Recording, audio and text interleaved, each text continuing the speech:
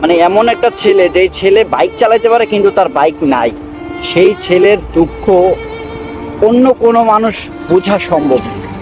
সত্যি কথা, বাইক এমন এক ইমোশনের নাম, বাইক এমন এক ভালোবাসার নাম, বাইক এমন একটা জিনিস।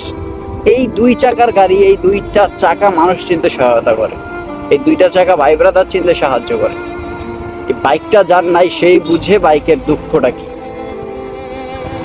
তো আমি আপনাদের উদ্দেশ্যে একটাই কথা বলতে চাই, যারা একটা বাইক থাকা অবস্থাতেও মানে এত হাই হুতাশ করেন, এত হাই হুতাশ করেন যে আপনার মনে হয় কিছুই নাই, কিন্তু আপনি একটু ভালোভাবে খবর নিয়ে দেখেন আরো একটা ছেলে আপনার মতোই, আপনার থেকেও সুন্দর, আপনার থেকে স্মার্ট একটা ছেলে, যে কিনা এই একটা বাইকের অভাবে রাতের পর রাত চোখের পানি ফালাইতেছে।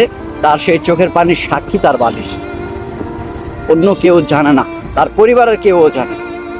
তো একটা কথাই বলি, এত হাই হুতাশ করেন না, যেটা আছে সেটা নিয়ে আলহামদুলিল্লাহ আল্লাহর কাছে শুকরিয়া আদায় করেন। শুকরিয়া আদায় করলে দেখবেন সবকিছুতে শান্তি খুঁজে পাইতেন।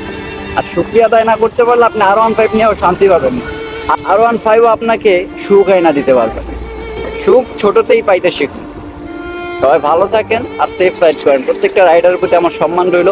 আর কেউ কথাগুলো ভুলভাবে নেবেন না, কাউকে খোঁচা মারা আমার কোনো ইন্টেনশন ছিল না। সবাই ভালো থাকেন, সুস্থ থাকেন।